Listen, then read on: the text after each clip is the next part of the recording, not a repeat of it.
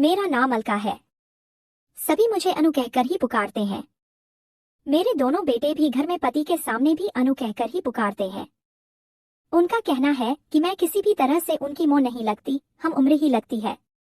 दूसरों के सामने जरूर मोह कहकर पुकारते हैं। खैर, यह कहानी बेटे के बारे में नहीं, पति के सामने चलती ट्रेन में दो आदमियों द्वारा प्यार की कहानी है। मैंने स्कूल पास किया और कुछ ही महीनों के अंदर एक सरकारी दफ्तर में काम कर रहे एक क्लर्क से शादी हो गई। जैसा करीब करीब सभी लड़कियों के साथ होता है, शादी के पहले कई लड़कों और आदमियों ने मेरी शरीर से खेला, लेकिन मेरी किस्मत, अपनी एक सहेली के बाप को मैं बहुत पसंद करती थी। मैं उसके साथ प्यार करने के लिए भी तैयार थी। एक बार उसे पूरा मौका मिला। हम करीब 2 घंटों अकेले साथ रहे, लेकिन उसकी हिम्मत ही नहीं हुई कि मुझे प्यार कर सके। मेरे पति की किस्मत, नहीं करते रहने पर भी पहली रात ही 3 बार प्यार किया। सच कहूं तो बहुत मस्त कर दिया मेरे पति ने। मैं अपने सभी पुराने आशिक को भूल गई। शादी के 6 साल के अंदर ही मैंने गुप्ता जी के 2 बेटों को जन्म दिया। दूसरे बेटे के जन्म के 1 साल के अंदर ही मेरे पति बड़ा बाबू बन गए, लेकिन साथ ही तबादला भी हो गया। एक छोटे शहर से हम लखनऊ आ गए। मैं क्या, मेरे पति के लिए भी लखनऊ बहुत बड़ा शहर था। नए लोग, नई जगह। वहां एक आदमी ने हमारी बहुत मदद की। यहाँ बता दूं कि मेरे पति पीडब्ल्यूडी में बड़ा बाबू थे। मदद करने वाले आदमी का नाम राघव था। मेरे पति उनसे पहले कई बार मिल चुके थे, इसलिए उन्होंने राघव की मदद ली। तबादला होने के बाद गुप्ता जी पहली बार लखनऊ आए तो राघव ने उन्हें अपने ही घर में रखा। एक बढ़िया सोसाइटी में 3 कमरे का मकान भी भाड़े पर दिलवा दिया। 1 महीना के बाद गुप्ता जी हमें भी लखनऊ लेकर आ गए। मैं राघव और उनके परिवार से पहली बार ही मिल रही थी, लेकिन राघव हमारे साथ ऐसा व्यवहार कर रहा था मानो हमें सालों से जानता हो। उसकी घरवाली संगीता मुझे बहुत पसंद आई। मैंने इस बात को गंभीरता से नहीं लिया कि राघव की जवान बेटी गीता मेरे पतिदेव के साथ काफी घुल मिल गई है। एक दिन दोपहर में हम और संगीता घर में अकेले थे। वो मुझसे 10 से 12 साल बड़ी थी। संगीता, अनु, तुम इतनी खूबसूरत हो, फिर अपने बदन पर ध्यान क्यों नहीं देती हो? अगर ऐसा ही चलता रहा तो कुछ ही महीनों में तुम मेरी दीदी लगने लगेगी। मैं, दीदी? जब तक बच्चे नहीं हुए थे तब तो किसी ने मेरी ओर नहीं देखा। फिर अब 2 से 2 बच्चे वाली औरत की ओर कौन देखेगा? किसके लिए अपनी जवानी को संभालूं?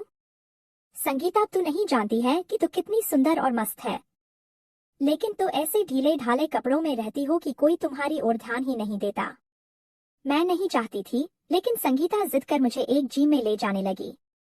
दोपहर में 4 से 5 तक मेरे बच्चों को संगीता की बेटी गीता संभालती थी और हम दोनों 1 घंटा कसरत करते थे। मैंने ध्यान दिया कि कसरत सिखाने समय वहां का इंस्ट्रक्टर हमारे बदन को जहां तहां स्पर्श करता था। मैंने संगीता से शिकायत की, संगीता, स्पर्श करता है तो उसे करने दो, हमें भी तो अच्छा लगता है। अगर हम थोड़ी छूट दे दे तो हमें प्यार भी करेगा। देखती नहीं कैसा गठीला बदन है इस जवान आदमी का।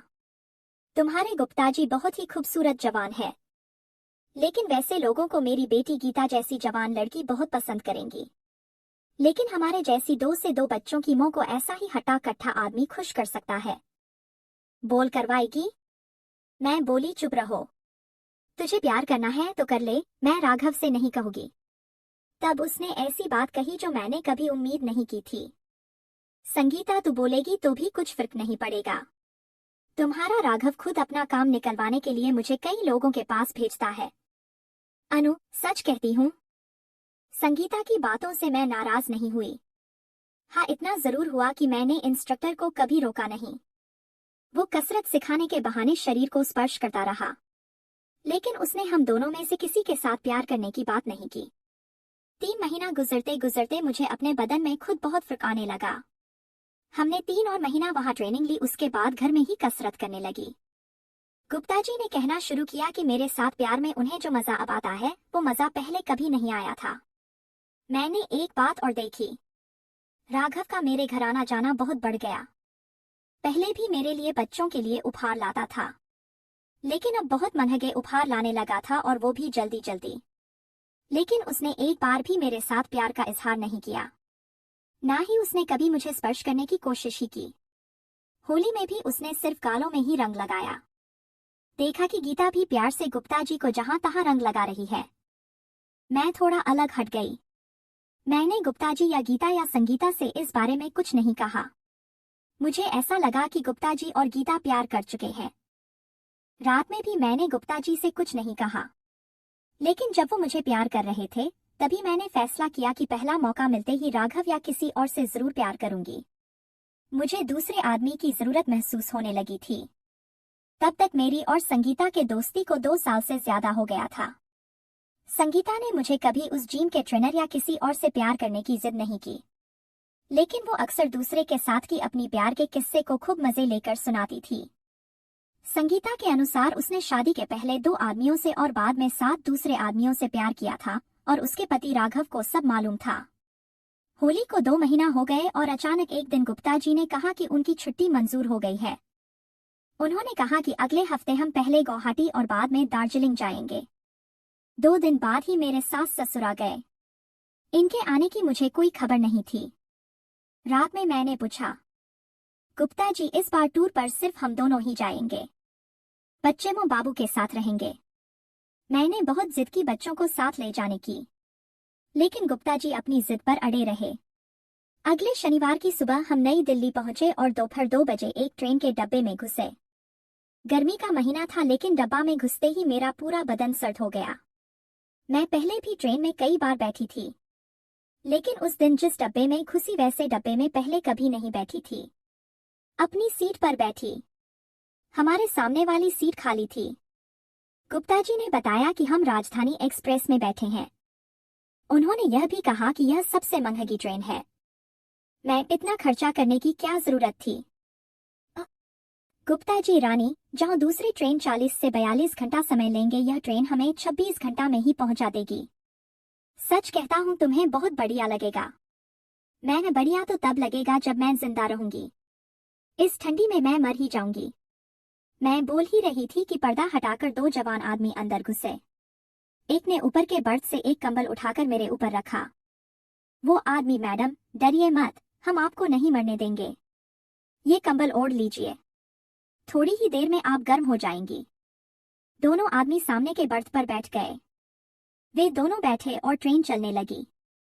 गुप्ता जी, आप लोग थोड़ी और देर से आते तो आपकी ट्रेन छूट जाती। एक आदमी, हमारी किस्मत इतनी खराब नहीं कि आप दोनों जैसे खूबसूरत जोड़ी के साथ समय गुजारने का मौका छूट जाए। हम गुवाहाटी जा रहे हैं। आप लोग? गुप्ता जी, हम भी गुवाहाटी तक चल रहे हैं। दूसरा आदमी, अच्छा है, सफर बढ़िया गुजरेगी। गुप्ता जी ने देखा कि नहीं, मालूम नहीं। मुझे साफ दिखाई दिया कि दूसरे आदमी ने मुझे देखते हुए इशारा किया। मैंने मन ही मन कहा कि अगर तुम दोनों में हिम्मत है तो मैं अपने पति के सामने तुम दोनों से चलती ट्रेन में प्यार करने को तैयार हूं। मैंने ध्यान दिया। एक 25 से 26 साल का था और दूसरा 28 से 30 साल का। दोनों का बदन बढ़िया था। न तो दोनों में से कोई गुप्ता जी जैसा खूबसूरत ही था, न ही किसी का राघव जैसा बढ़िया पर्सनालिटी ही था, लेकिन दोनों बढ़िया दिख रहे थे। दोनों ने सिल्क का पैजामा कुर्ता पहना था। दोनों के गले में सोने की मोटी चेन थी। दोनों हाथों में दोनों ने 5 से 5 अंगूठियों पहना था। दोनों ने अपना अपना एक बड़ा सूटकेस अपने बर्थ के नीचे रखा। एक एक ब्रीफकेस को बगल में दबाकर दोनों हमारे सामने बैठ गए। साफ दिख रहा था कि दोनों बहुत अमीर थे। मैं चुप बैठ सुन रही थी। दोनों ने गुप्ता जी को बातों में उलझा कर रखा। गुप्ता जी से उन लोगों ने सारी जानकारी ले ली कि हम कहाँ रहते हैं, गुप्ता जी कहाँ काम करते हैं इत्यादि। अपने बारे में उन्होंने बताया कि वे सुपारी का धंधा करते हैं। उत्तरी राज्यों को सुपारी सप्लाई करते हैं। हर महीना कम से कम 2 बार दिल्ली का दौरा करते हैं, नया ऑर्डर लेते हैं और पुराना बकाया वसूल करते हैं। उन्होंने बताया कि दोनों सगे भाई हैं। दोनों की शादी हो गई है। बड़े भाई का नाम शिवपाल था और छोटे भाई का नाम था भूषण। दोनों में मुझे बड़ा भाई शिवपाल ज्यादा पसंद आया। वेटर ने पहले हम चारों को पानी का बोतल दिया। वेटर चाय का ट्रे लेकर आया तो उन्होंने ने ही हमारे लिए चाय बनाया। चाय का कप मेरे हाथों में थमाते समय छोटे भाई ने मेरी अंगुलियों को दबा दिया। न तो मैं मुस्कुराई, न ही चेहरा ही बनाया। हमने चाय पिया। मुझे बाथरूम लगा। मैंने धीरे से गुप्ता जी से कहा। हम दोनों अपने सीट से खड़े हुए। गुप्ता जी पहले पर्दा हटाकर बाहर गए। तुरंत छोटे भाई ने मेरा हाथ दबाकर कहा, बहुत ही ज्यादा सुंदर हो रानी। अपना हाथ झटक कर मैं भी बाहर आ गई। मैंने गुप्ता जी से कोई शिकायत नहीं की। 10 मिनट बाद हम वापस लौटे। लौटते समय मैं दोनों से दूर ही रही। ट्रेन को चालू हुए 1 घंटा से ज्यादा हो गया था। मुझे अब वैसी ठंड नहीं लग रही थी। मैंने कंबल हटा दिया। दोनों ने फिर गुप्ता जी को बातों में उलझाया। शिवपाल, हमारा आप जैसे सरकारी दफ्तरों में काम करने वाले बहुत लोगों से पाला पड़ता है। सच सच बताइए गुप्ता जी, इस राजधानी ट्रेन में गुवाहाटी जाने आने का खर्चा, 1 हफ्ता बढ़िया होटल में रहने का खर्चा आप अपनी तनख्वाह से नहीं कर सकते। फिर कौन आपका खर्चा उठा रहा है? गुप्ता जी ने बहुत कहा कि वे खुद अपने पैसे से सब खर्चा उठा रहे हैं, लेकिन वे नहीं माने। भूषण, ठीक है, आप नहीं बताना चाहते तो मत बोलिए, लेकिन हम विश्वास से कह सकते हैं कि आप दोनों की छुट्टी का पूरा खर्चा आपका कोई ठेकेदार ही उठा रहा है। लेकिन आपने कभी सोचा है कि वो आदमी आपके ऊपर इतना खर्च, कम से कम 2,000,000 का खर्चा क्यों कर रहा है? मुझे नहीं मालूम था कि ये ट्रेन का किराया या होटल का खर्चा का इंतजाम गुप्ता जी ने खुद किया है या राघव या फिर किसी दूसरे ठेकेदार ने किया है। गुप्ता जी ने सीधा जवाब नहीं दिया। बातचीत फिर धन दौलत कमाने के तरीकों पर आ गई। गुप्ता जी, हम भी बहुत पढ़ाई करते हैं, मेहनत करते हैं, लेकिन कुछ लोगों को छोड़ बाकी लोग गरीबी में ही रहते हैं। शिवपाल, पढ़ाई करना, मेहनत करना जरूरी है, लेकिन सफल होने के लिए कुछ और भी चाहिए। शिवपाल ने मेरी तरफ देखते हुए कहा। मैं चुप नहीं रहना चाहती थी। मैं पढ़ाई और मेहनत के सिवा और क्या चाहिए? शिवपाल, बढ़िया किस्मत और उससे भी जरूरी है सही समय पर मौका का भरपूर फायदा उठाना। बढ़िया किस्मत तो हम समझ गए, लेकिन मौका का फायदा उठाने वाली बात समझ नहीं आई। मैम, बढ़िया किस्मत तो ठीक है, लेकिन ये मौका का फायदा उठाना मतलब? दोनों भाइयों ने एक दूसरे की तरफ देखा। भूषण मैडम, आप अपना औंचल नीचे गिराइए, हम आपको 500 देंगे। आप पागल हो गए हैं क्या? हम दोनों ने साथ कहा। शिवपाल, हम जानते थे कि आप दोनों ऐसा ही जवाब देंगे, इसीलिए कहा ना कि बहुत कम ही लोग मौका का फायदा उठाते हैं। दोनों भाइयों को एक दूसरे की बढ़िया समझ थी। भूषण, आप शायद हमेशा साड़ी ही पहनती है, तो आप जानती होंगी कि दिन भर में सैकड़ों बार औंचल आपसे आप कंधा और छाती से सरक जाता है। हम आपको 500 दे रहे हैं, फिर भी आप मौका का फायदा नहीं उठा रही हैं। हमारे घर की कोई भी औरत होती तो आपके गुप्ता जी के एक बार कहने पर तुरंत औंचल गिराकर 500 छीन लेती। बात तो उसने ठीक ही कही। औंचल ऐसे ही बार बार ऊपर से फिसलता रहता है। शिवपाल, चलिए हम आपको एक और मौका देते हैं। 500 नहीं, 1,000 देंगे। आंचल को नीचे गिरने दीजिए। 1,000 छोटी रकम नहीं थी, बच्चों के पूरे महीने के दूध के खर्चा से ज्यादा था। मैंने गुप्ता जी से औंख के इशारे से पूछा। उन्होंने ना हो कहा ना ही मना किया। मैंने औंचल को हाथ नहीं लगाया, बदन को हल्का सा झटका दिया और औंचल नीचे गिर गया। दोनों भाई मुझको देखते रहे। मैं उनके सामने पहली बार मुस्कुराई। मैं, लगता है पहली बार ही देख रहे हो। भूषण, नहीं, ऐसी बात नहीं। घर में पत्नी है, बहन है, भाभी है और मां भी है। जब बाहर रहता हूँ तो कोई भी दिन ऐसा नहीं होता जब हमारे साथ औरत न रहती हो। पिछली पूरी रात एक औरत हम दोनों भाई के साथ थी। स्टेशन के लिए निकलने के पहले भी एक कॉलेज की लड़की को हम दोनों ने प्यार किया।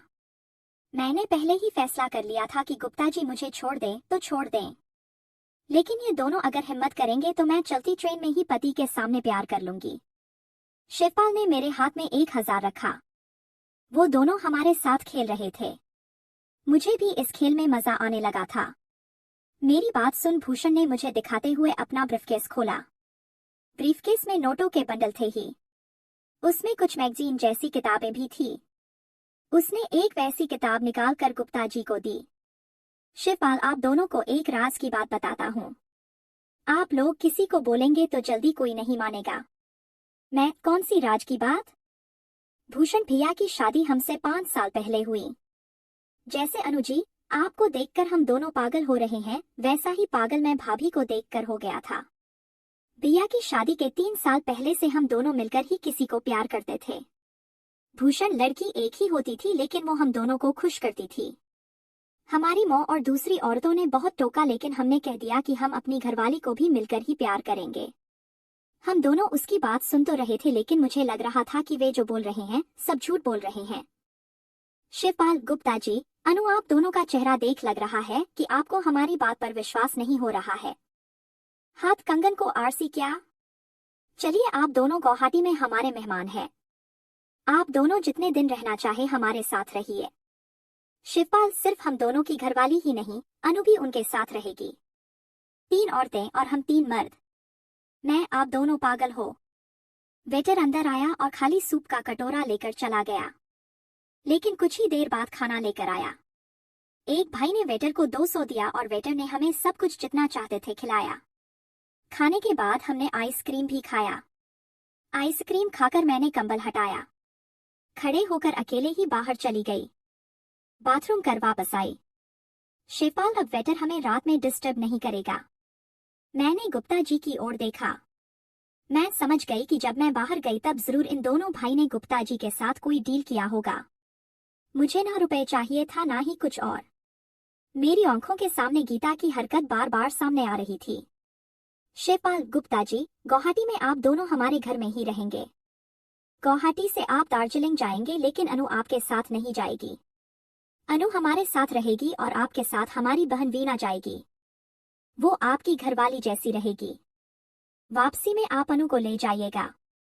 शिवपाल के घर में रहने में मुझे कोई समस्या नहीं थी। तीनों ने देखा कि मेरे जीभ पर सफेद गाढ़ा रस का लेयर है। वे तीनों देखते रहे और मैंने सारा रस अंदर ले लिया। मैं मुस्कुराई। आखिर तीनों सुबह 5 बजे के बाद सोए, लेकिन मुझे नींद नहीं आई। मैं यही सोचती रही कि मैं इतनी बेशर्म कैसे हो गई। बहुत सोचने के बाद इसी नतीजे पर पहुंची कि गीता और गुप्ता जी की प्यार तो एक बहाना है। मैं खुद ही बहुत बेताब हूँ। मैडम, चाय लेंगी या कॉफी? अचानक आवाज सुन मैंने देखा। रात बाला ही वेटर ट्रे और थर्मस लेकर खड़ा था। मैंने बगल में देखा। शिवपाल एक कंबल ओढ़ कर सो रहा था।